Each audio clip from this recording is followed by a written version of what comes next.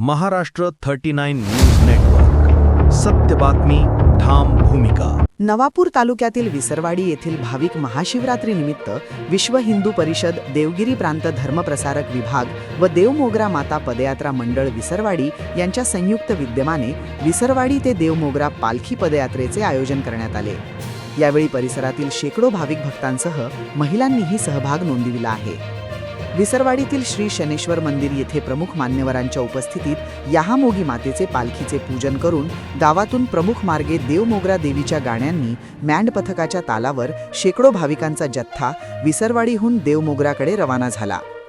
यावर्षी यहामोगी माता पदयात्रा मंडळाच्या कार्यकर्त्यांनी मोठ्या उत्साहात विसरवाडी, श्रावणी, खांडबारा, खैरवे, आर्दीतारा, धानोरा, शेगवा, वेलदा पाणीटाकी, बेज, वाण्याविहीर, अक्कलकुवा, खापर, सेलंबा, सागबारा आणि देवमोगरा असे 120 किलोमीटर अंतर कापत पदयात्री गुजरात राज्यातील देवमोगरा येथे यहामोगी मातेचे दर्शन घेऊन पदयात्रेचे समारोप होणार आहे. यावेळी विश्व हिंदू परिषद पदाधिकारी, युवा उद्योजक धनंजय भरत गावित, विसरवाडी पोलीस ठाण्याचे सहाय्यक पोलीस निरीक्षक नरेंद्र साबळे, ग्रामपंचायत सदस्य दीपेश गावित, विश्व हिंदू परिषद धर्मप्रसारक जिल्हा प्रमुख तथा देवमोगरा पदयात्रा समिती अध्यक्ष अशोक गावित, भाविक पुजारी यासह ग्रामस्थ व महिला भाविक मोठ्या संख्येने उपस्थित होते.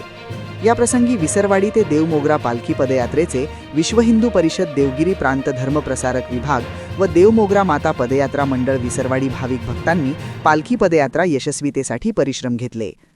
महाराष्ट्र 39 न्यूज नेटवर्कसाठी रईसभाई शेख, विसरवाडी.